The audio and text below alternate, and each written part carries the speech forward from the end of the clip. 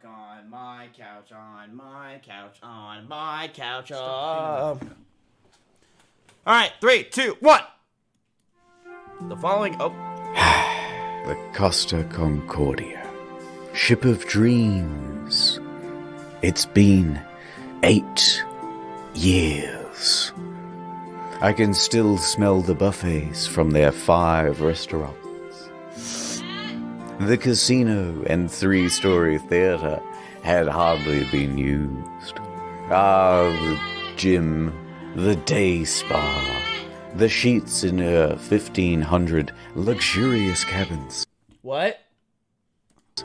Hadn't even been slept in. Costa Concordia cost $570 million to build. And you could tell. You could really tell.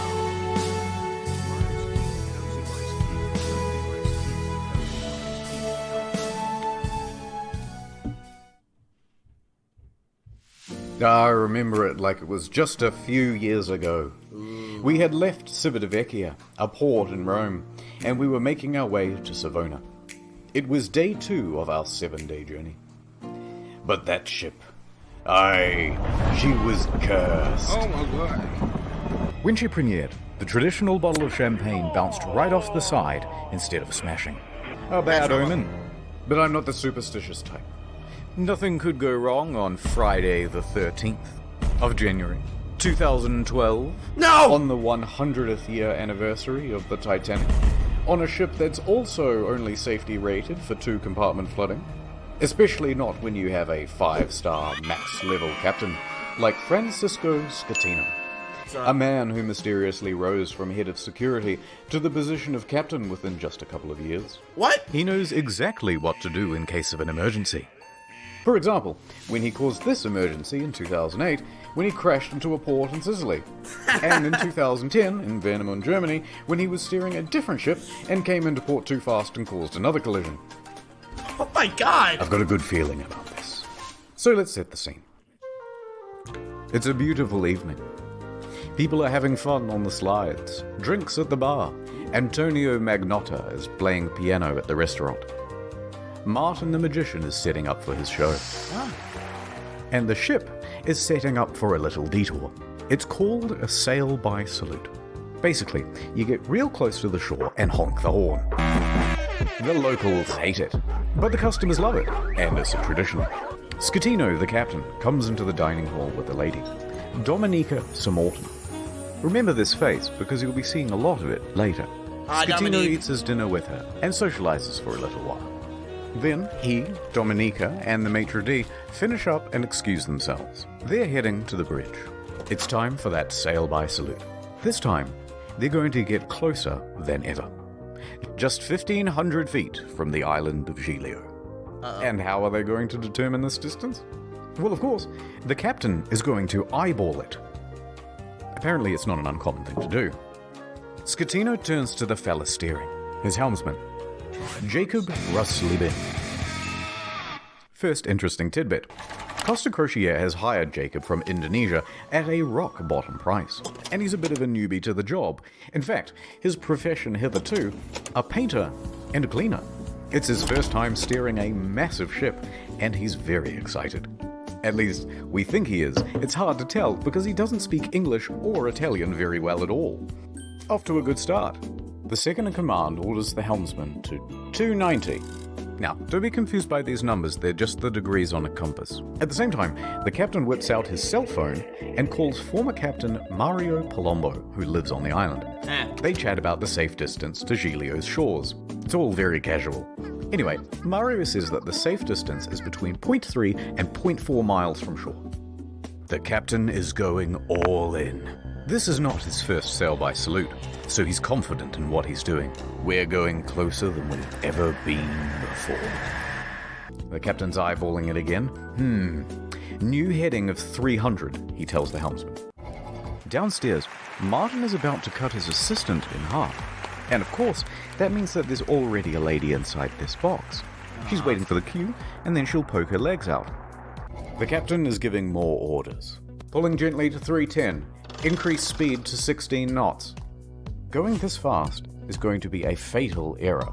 But before we talk about that, let's talk about another big problem. Uh-oh. Language barrier. Because at this point, the captain says 325, but the helmsman relays 315. So the first officer intervenes, and he goes, no, 335, which is also wrong. And then the captain clarifies, no, 325. The helmsman confirms 325. Cool. Their poor communication has them moving at a much wider angle than they think they are. However, the captain should and would know this, except for the next problem, complacency about procedure. The standard procedure of a ship this large is for the third officer to give exact positional coordinates every time the captain gives a new directional order. But they're not doing that. 330, he says. The helmsman relays 330. The ship reaches 16 knots. The captain then turns to the second officer and instructs him to go to the left wing. That's these things here, and they basically exist so you can get a better view over the whole vessel. A few seconds pass, and then the mood starts to turn. Scatino notices white foam of waves breaking against the rocks directly in front of him in the distance. Oh my god. The Costa Concordia, right now, is almost 700 meters closer to the rocks than it should be. Without deviation, there is going to be a direct collision. Oh, shit! Scatino immediately commands the ship to start turning away. 335. Not enough. The captain shouts, 340. The captain yells, 350. Now, remember how I said that accelerating to 16 knots was a fatal error? Well, that's because it's made this ship incapable of such a drastic turn. What they've got is understeer. Here's an example. The front end is not working. You're turning, and you're just going straight. You want to go over here, but you're going to end up over here. So despite the order of 350, right now the bow is still only pointing at 327. Oh shit. Not nearly enough to miss the rock. And oh no, it's about to get worse. That language barrier again. In these critical moments where every second counts, the helmsman wrongly relays 340. You fool. The captain snaps back, 350 starboard or we end up on the rocks. The third officer goes to assist the helmsman. Now, don't get confused by the orders from here. We're changing over to rudder instructions. The captain yells, starboard 10, starboard 20, and still it's not enough. Hard to starboard. That means as hard as it'll go. But at this point, even if they clear these rocks, they need to get the rest of the ship to swing around it. So the captain yells, midship, which centers the rudder. The bow is now less than 150 meters from Skull Rock. Port 10. But the helmsman only gets to port 5 before another order is given drama. 2 seconds later. Port 20. They might just avoid disaster here, maybe. But then, oh no. The language barrier! One more time, the helmsman cocks up at the worst possible moment. The helmsman goes to starboard instead of port, undoing the swing. 8 seconds later, he realizes the error and corrects, but it's too late. He has just turned a probable near miss into a sure hit. All they can do now is hold on as the bow of the ship narrowly passes by the rocks. Hard to port! The second officer yells, "We're gonna hit!" Collision.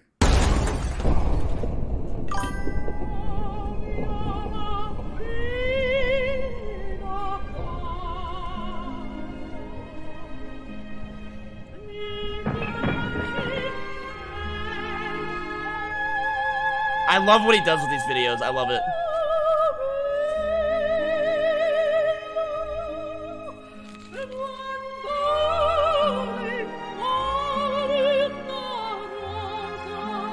Ad time. Oh, fuck. Downtown, Nordtown. It's day 56 of playing Russian roulette. Seems I never win. Gonna drink all by yourself? Somebody has to. I hear you're a man who's good at finding folks. I'm many things. I'm looking for this fella. I gots to find him. It's breaking my little heart. I'm not skipping it. I'll see what I can do. I have contacts in thousands of servers in dozens of countries across the globe. And just like that, she was gone. Peace. The only thing she left was a calling card. Sometimes when you follow a case, it follows you back. NordVPN can protect my online data. But who can protect me from myself? When they said this job gets easier, it was just another lie. Forensics found his password spread all the way down the block. Son of a bitch. In a perfect world, we'd all use NordVPN. But I guess this isn't that kind of story. I took the brakes off my car. Man like me never really learned how to stop. Shut the fuck up. I took the steering wheel out too.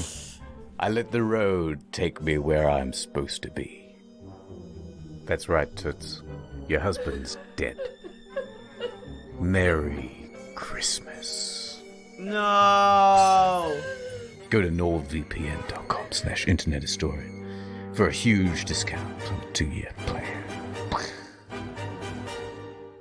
Cool. Ad over.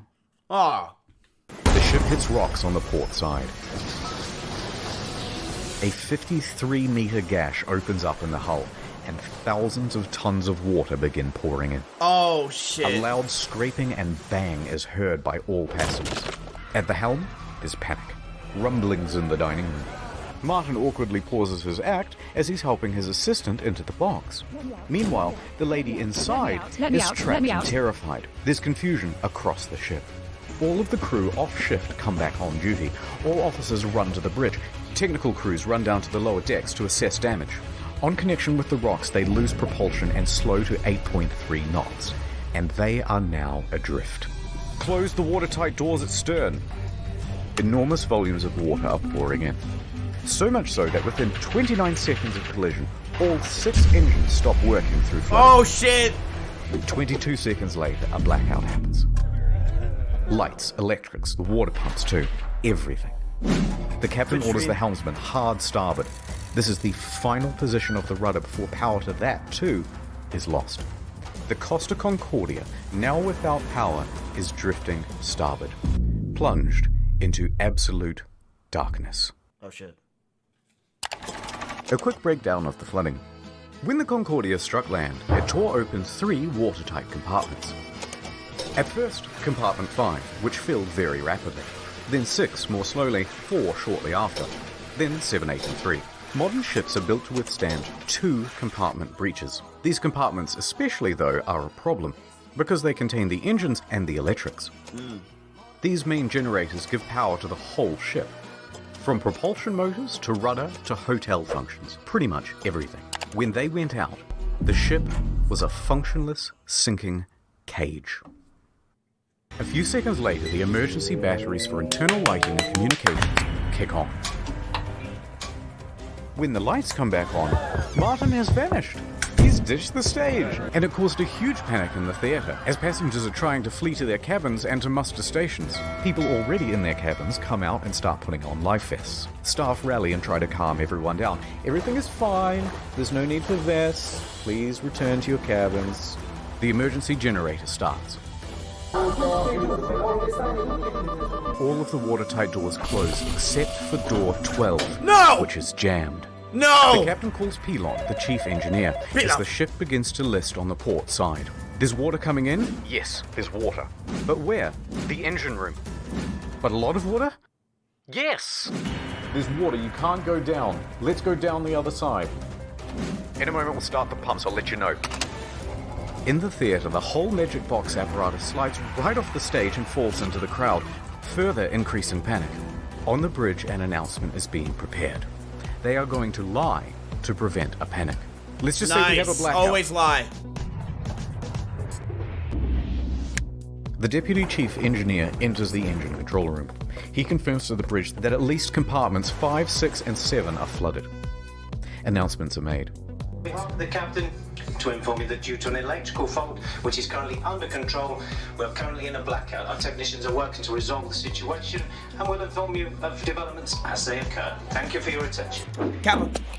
Coincidentally, at the same time in the restaurant, they're playing My Heart Will Go On, and it's very much not helping the situation. The captain calls the Costa Crisis Unit. Roberto Ferrarini. He tells the crisis unit that they've hit a rock, that they're assessing damages, and that they are also in a blackout. The crisis office says to reverse the ship up onto shore. Well, how are you going to do that? What? You don't have power to the rudder, let alone the engine. hoist the sails? Anyway, around this time, the wind direction creates a starboard list, and the ship begins to turn anyway, drifting right back towards the shore, which is a very good thing because you want the ship to end up as close to shore as possible. A panicked passenger senses that something is off. This isn't like any electrical problem that she's ever seen. Plus, there was a massive crashing noise and now the ship is tilting. So, Oh my she God. contacts her daughter in Italy. The daughter then calls the police, and the police call the harbour master. While that goes on, a conversation between Pilon and Ambrosio. The diesel is not starting. The captain asks the engine room, but where have we made contact? Thinking that the incoming water can be reduced. Captain, here everything is lost. The electrical panel, everything. They're saying at this point that the ship is going down. No The captain way! calls Roberto Ferrarini again. Actually, 2 compartments have been flooded, but don't worry, the ship's stability isn't in danger. Wrong. Passengers begin going to muster stations on their own initiative. The cruise director says, "We have a lot of people at muster stations that I do not want to fall overboard. Do we make an announcement to tell them to go to the lounges?" Bozio says, "I think that's best." The harbour master from Livorno calls the ship. The captain tells them that we just have a blackout. How long has this blackout been going on? About 20 minutes. I hope this dude goes to He jail. asks passengers to He put better on go to life jail. vests. It's just a blackout. I gotta go. The harbour master is suspicious. He says to his superiors that he thinks something more Barry? is going on. He calls a patrol boat to the area and asks them to look at the ship. Another problem. The fan on the emergency diesel generator isn't working properly. Pilon manually has to turn the thing on and off with a screwdriver so that it doesn't overheat and cause a fire. The captain is on the phone to the lower decks, asking pointless questions, like, is it still flooded? Yes. Yes, it is. The captain is essentially in denial of the situation. The harbour master calls again. Finally, he says, the ship is taking on water through an opening in the left side and the ship is listing. He qualifies with, no one dead or injured. The harbour master asks if he needs help. Just a tugboat? When in reality, they need a full rescue. With 3 compartments flooded, the captain finally realizes that things are really bad, and they are not going to improve. He jumped ship. The Coast Guard orders every available ship to the sea. Meanwhile, up with the passengers, the cruise director's assistant says, everything's under control. Please return to your cabins or hang about in the lounges, no problem. She said this despite knowing it was wrong and that it further endangered lives. I would Most just grab my passengers at Nintendo this point, Switch. though, aren't listening to this nonsense, and they're busy figuring out how to abandon ship. Bang, bang, bang, bang, bang, bang, bang. Local television has already picked up the story and they begin broadcasting live radio feed from the bridge. Hey, Capo. Captain, the passengers are going on board the boats. Okay, let them go to shore. So then general emergency? Wait, let me talk to Ferrarini. We risk the emergency generators that do not have cooling. It has cooling problems, 100 degrees. The cooling fan has stopped. Pilon calls the bridge and tells the safety officer they need to evacuate. The safety officer relays this to the captain, but after no response, he orders the engine room to evacuate on his own. The captain says, no, stay. We're leaving. So what do? General emergency?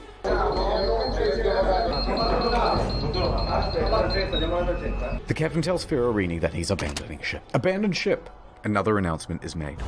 Ladies and gentlemen, your attention please. The situation is under control. Please remain calm. But at this time, proceed to your muster station. They're located outside on deck 4. The Livorno Coast Guard calls again. The captain declares distress. The Coast Guard officially calls for rescue operations. They contact Pietro Mille, the helicopter base commander, who then calls in every available pilot. As he rushes down to the helicopter base, Pilon shuts down the emergency generator for the final time. The first rescue vessel arrives. By this point, the lifeboats are already going. Luckily, the ship is very close to shore. Oh, perhaps too close to shore. No! The ship forcefully runs aground, creating an uneven center of gravity, and it begins heavily listing starboard. The captain issues a general emergency on board. The announcement to abandon ship is finally called and alarms ring out, and with that comes panic. And now that they're listing, with many of the lifeboats too awkwardly positioned to enter the water, there aren't enough readily available and they have to start going back and forth to the shore, Bitch, picking just people swim. up and dropping them off.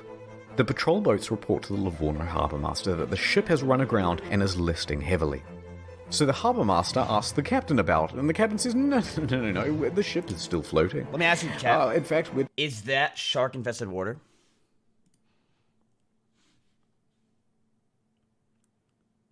If you said yes, it would have been so much cooler. trying to maneuver it onto the shore. They know he's lying. Hold on, I'm reversing it. Beep, beep, beep, beep, beep. The captain then says to bottom out the starboard anchor.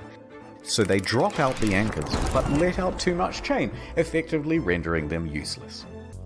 The deputy mayor of Giglio, Mario Pellegrini, and tobacco shop owner Giovanni Rossi arrive at the harbour. They watch the scene unfold. As the first of the lifeboats arrive on shore, the deputy mayor takes the initiative and races to board one of the lifeboats, returning to the ship, and starts trying to find someone in charge. He gives up and starts helping passengers. Schettino tells everyone to leave and take radios, but not before changing out of his uniform and into a nice suit. Priorities. Dimitri Christidis and Silvia Coronica leave with him. The maitre d' and Sir Morton both get out of there. By this point, approximately 300 people are still on the ship. Melee reaches the helicopter base.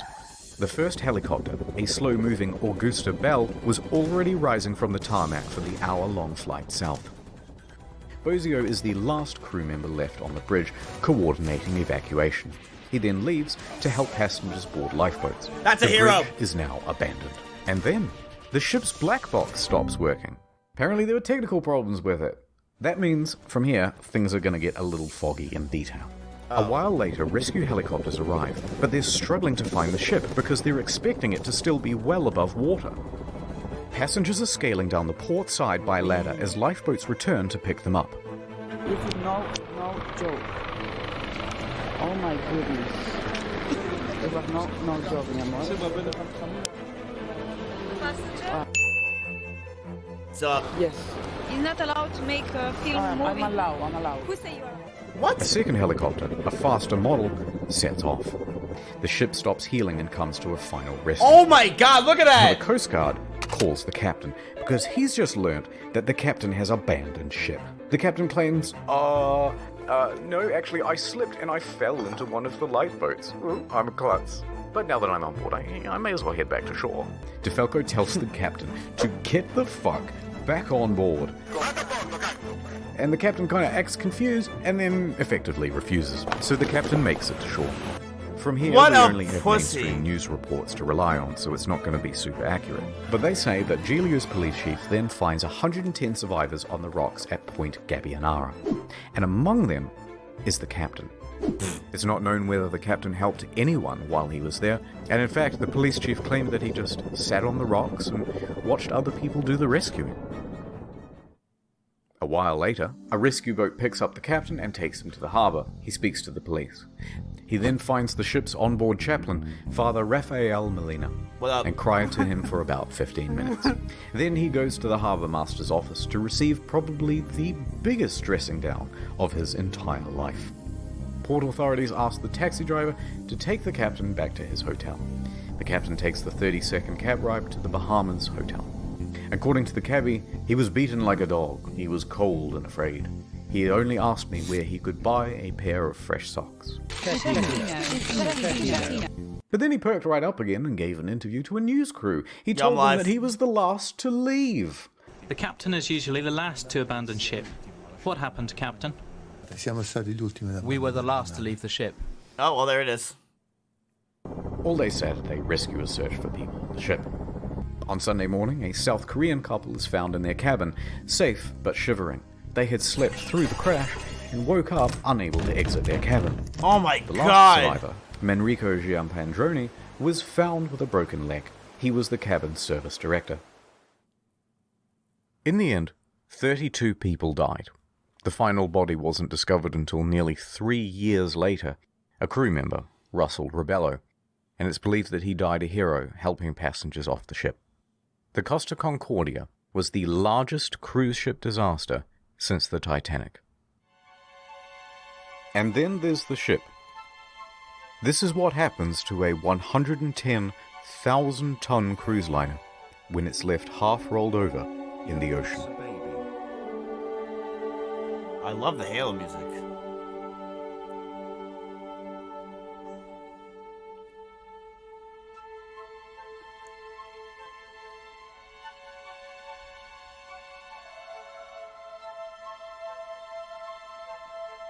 Honestly, that looks better.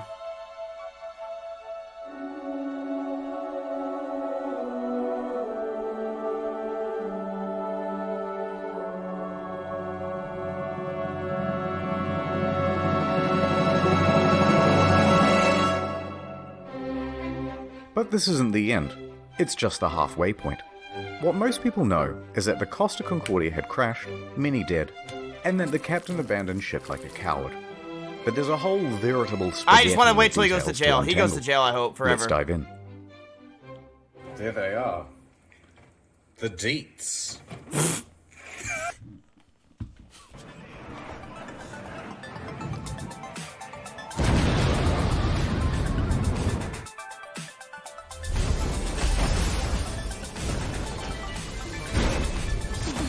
Blue box time. The Costa Concordia was more than just a floating resort. There's a mall, a casino. Oh! Cha-ching, cha-ching. Oh! This iron chest was full of safes. Oh, and yeah, cash true! registers I forgot! and expensive fittings. And there were plenty of gamers prepared to sneak by authorities. Oh, you and try their pussies, luck chat. in the hot zone. Within days, police divers reported that valuable items, once seen lying around the ship, were now missing. High-end liquor, expensive furniture, dining sets, cash from the casino, cash registers, jewelry and display cabinets, safes, Japanese woodblock prints by famous 18th century artists, as well as the iconic bell, which hung from the bridge of the ship. It was never found. That's sick! Who steals a big Dude, I would buy that on eBay. fuck off bell? Even the server admins were getting involved. 4 divers who were part of the company contracted to refloat the Concordia were spotted on CCTV, sneaking out to the ship.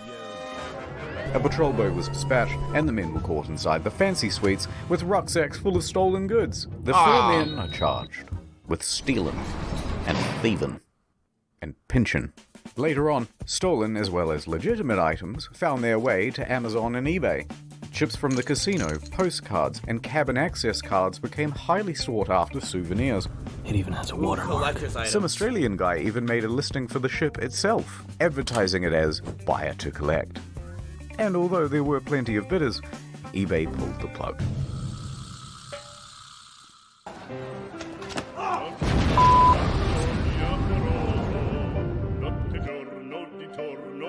I know you want to see Scatino go to jail, and we'll get to that.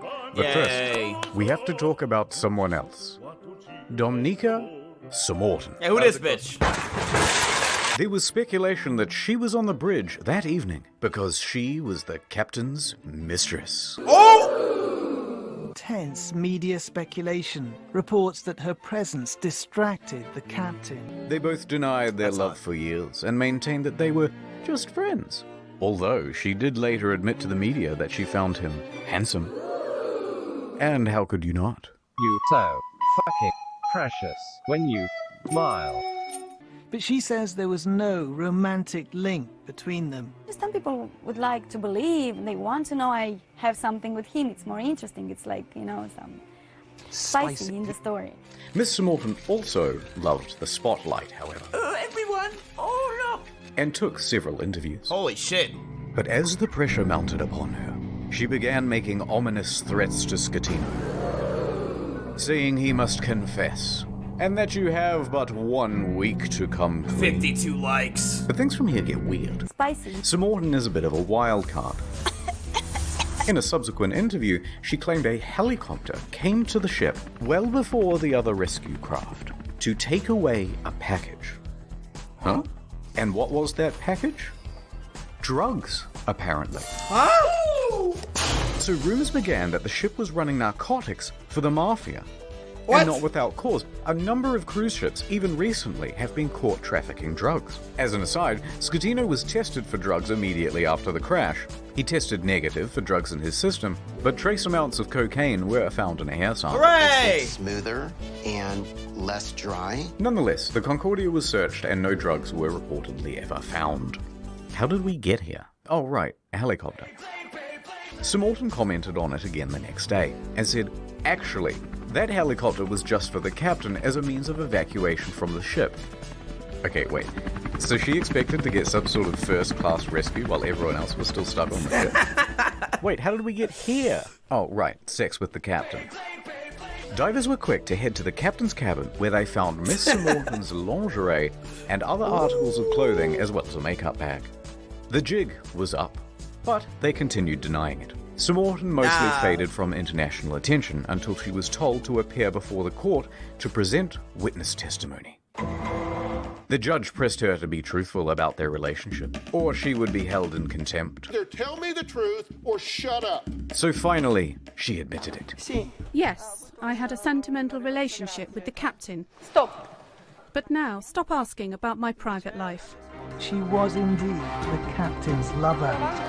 What is up? I knew this was coming. Scatino cheated on his wife with Seymour Tan. Oh my god!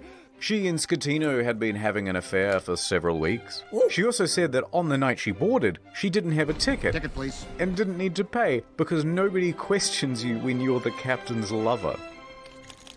That's hot. Naturally, she gave another confusing interview after leaving court. I want to say that today is the second time I die, because the first time I died in the night of the crash with my psychological brain and problems.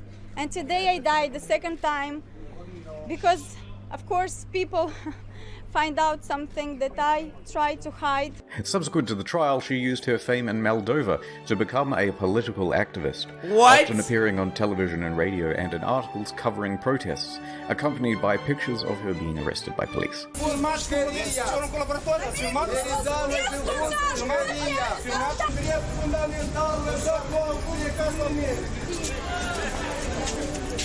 She's awesome.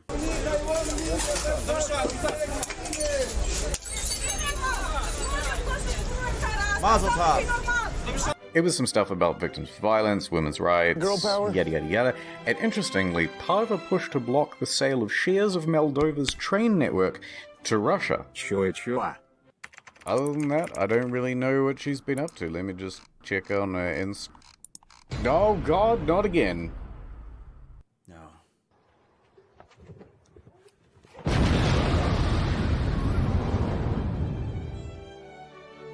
Several civil suits were quickly lodged against Costa Crociere, and their parent company, Carnival Cruises, immediately saw a share drop of 23%. Don't beat.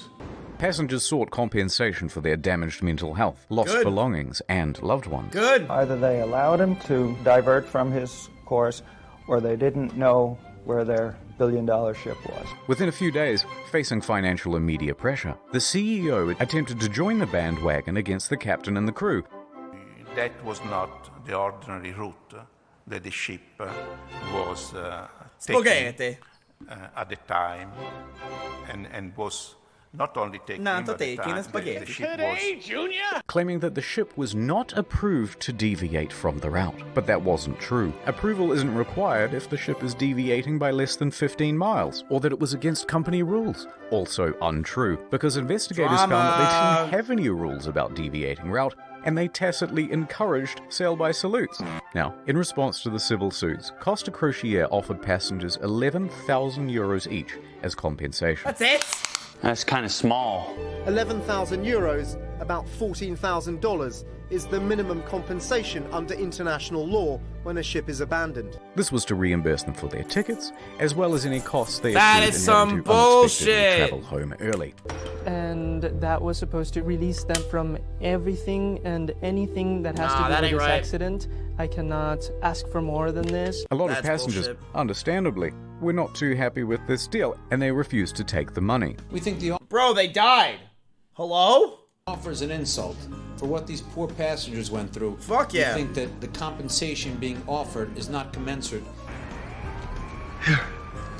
Take it. At least give him a box. Compensation being offered is not commensurate. Later, Costa Crociere would lodge a plea deal with the Tuscany court to pay a €1 million fine to avoid a criminal trial. The judge agrees. Costa Crociere is now off the hook for all criminal liability for the whole thing. They've washed their hands of the incident and flecked the residual droplets of responsibility onto the faces of 6 staff members. Passengers and relatives of the dead are livid that the company has been able to avoid criminal responsibility. Offered is not commensurate. Civil suits against Yeah, just Omega Law to EU for this one. You deserve it. the company continue. By the way, the residents of the island of Giglio also banded together and sought damages. They didn't get much. Eventually, passengers who refused the initial compensation of $11,000 joined civil parties against Schettino in his trial in 2015. It's not commensurate. They were awarded €30,000 each. Other cases, especially those involving lost relatives, are settled for undisclosed amounts. 30,000's much better than 11,000, chat. It is much better. I'm glad that happened. They deserve more money. Yet 30,000's not. That's what I was expecting. What is 30,000 euros in dollars? What was that? 30K for nearly dying? They didn't die, though. The people that died got way more money. 40K? You can buy a shovel. You can buy a box. You can live a dream. How much were you expecting them to get? $1 million each, chat? Yes, the dead people, the families of the dead, they have their own cases. It's not, you don't get $40,000 for your loved one to die. Those people probably got hundreds, if not millions, and it's obviously deserved.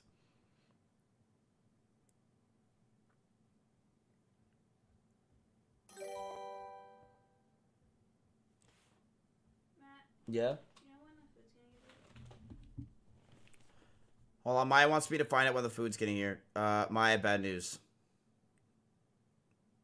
You're kidding me. They're still preparing the order. Really? Maya, it's 50 things of sushi.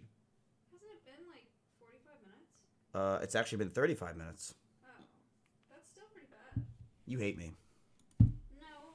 Hold on, let me finish this.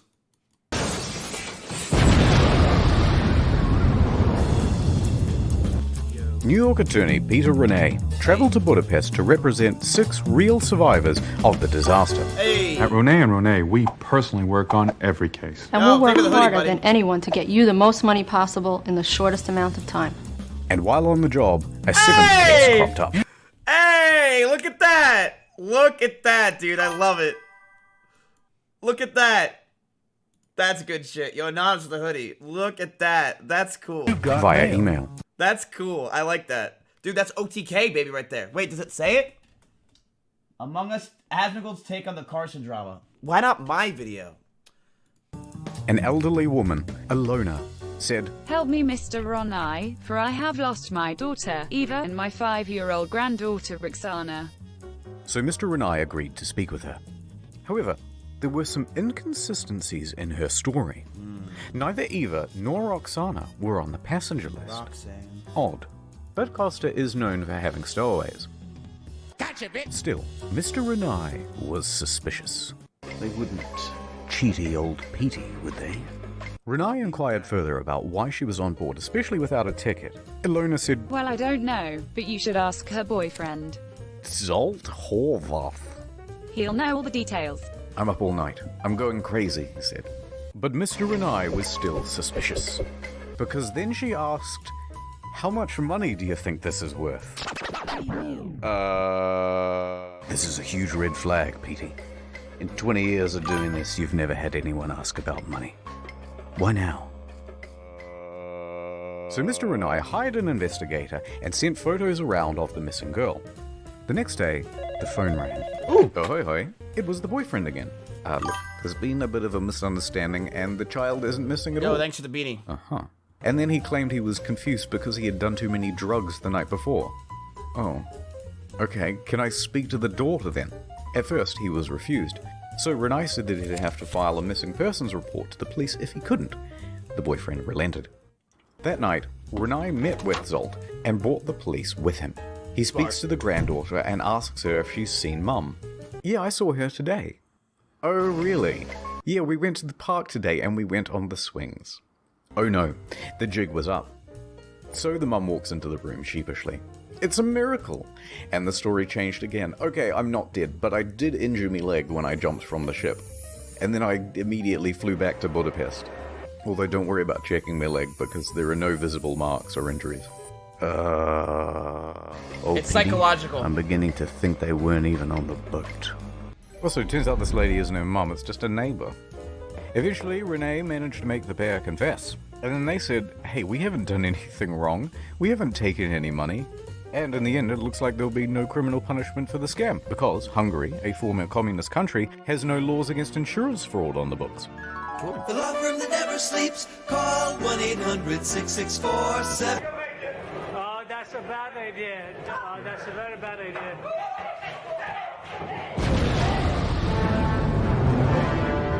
Vada bordo! Mario, would you teach me some Italian? Oh, of course. Get back on board, for fuck's sake. Okay, thanks. Gregorio De Falco, the naval officer who shouted at Schettino to "Vada a bordo caso," became a bit of a national hero overnight in Italy. He, like the rest of the world, expected Schettino to go down with the ship.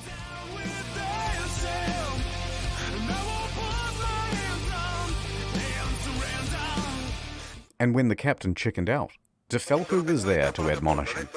And when he stopped answering the radio, he called him on his cell phone to continue putting him on blast. When the captain first reported just a blackout, De Falco didn't believe the story and immediately began preparing a rescue effort, which likely saved several lives.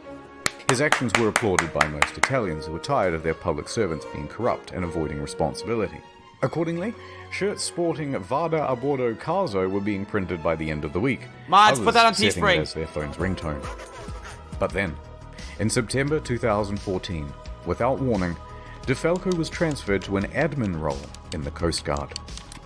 Hear what I said? You've been demoted. De Falco said that he had been passed up for promotion, that he had also not been told which admin office he was even being transferred to, and that it all effectively cancelled 10 years of his career. You De bastards. Falco was tres furioso, and there was public speculation that it was owing to bad blood between himself and Admiral Delano, his former boss.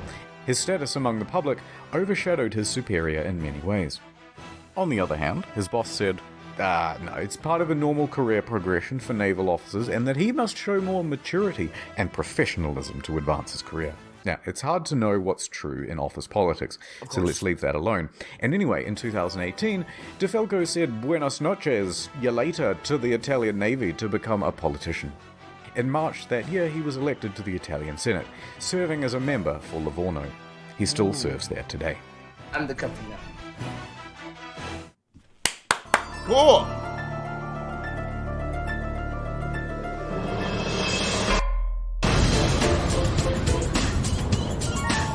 Here we go. The day after the disaster, Schettino was taken into custody by police and underwent questioning.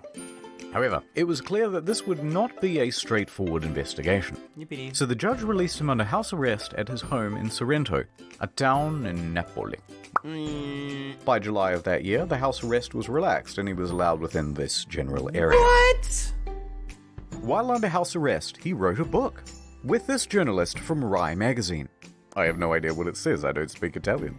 But goddammit, he must have some kind of charisma going on, because there's been a lot of speculation in the press that he had an affair with her as well. You can't keep getting away with it! Hold on, I got it. That's where Not that's content from? with abandoning his ship, this dude is determined to abandon his wife as well. So, Nice. Schettino and 5 others are facing criminal charges. Straight away, everyone lodges a plea bargain with the court, and all of those plea bargains are accepted, except for Schettino's. And the condition of everyone's reduced sentences are that they must provide witness testimony against Schettino. Nice. He touched me.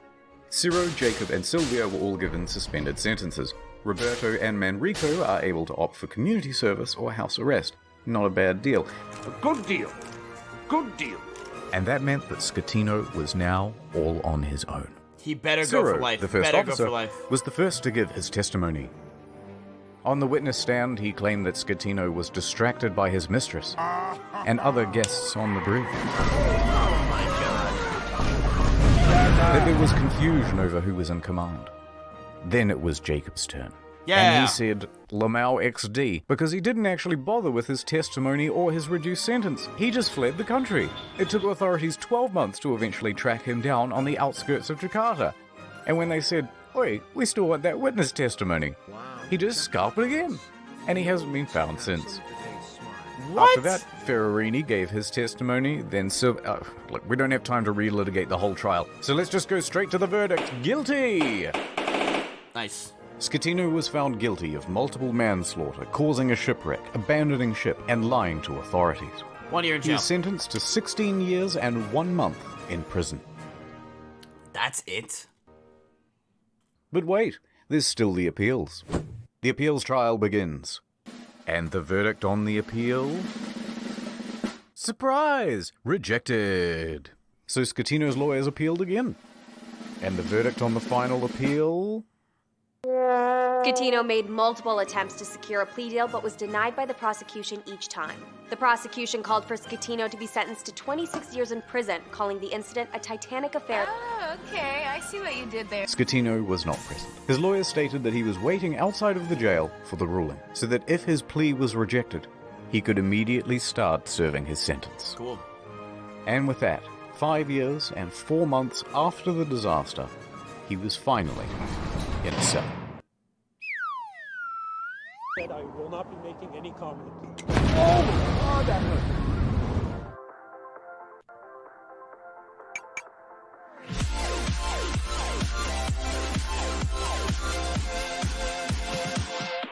The salvage operation was enormous.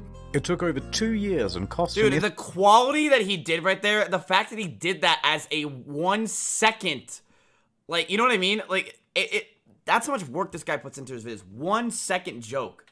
That probably took him all day to do. 1 second. It's so good, estimated $1.2 billion. Beginning in early 2012, they first spent 2 months pumping fuel from the ship's tanks. At the same time, they had to pump seawater in so that the balance wasn't affected and the ship didn't slide around. In early 2013, a platform was built under the ship to prevent it from falling further. Sponsons were then attached to the sides of the ship and cables attached to the underwater platform. The sponsons were then dragged underwater and opened up to allow the ocean to fill them. The ship could then roll over properly. By late 2013, the ship was upright once more. Nice! The sponsons were then attached to the side of the ship to help keep it balanced. It now rested partially above water and crews could walk around safely. Now I can By steal July the stuff. 2014, the water was removed from the sponsons and compressed air was pumped in to lift the ship. And she was ready to cruise again. This time to a port in Genoa. It was a 4-day towing journey to the docks where a 2-year process of dismantling and recycling would begin. Holy shit. That same weekend of the towing, Schettino was busy. He was the guest of honor at a white party on an island in the Bay of Naples. He appeared on the front page of a local newspaper, flanked by 2 of Italy's most eligible bachelorettes. What the fuck? What is... That's it? Anyway, so these are the things that I remember from the Costa Concordia. That sweet maiden No, he did not get of the off sea. scot-free. Chat, he did not get off scot-free. He went to jail after 5 years, but he still fucking did that shit. Oh, it's a great video. It's not even a good video. It's a great video. It's a great video. Well, it's time to return you. Mods, just spam it. Go crazy. It's not a good... Internet Explorer doesn't make good videos. It makes great videos.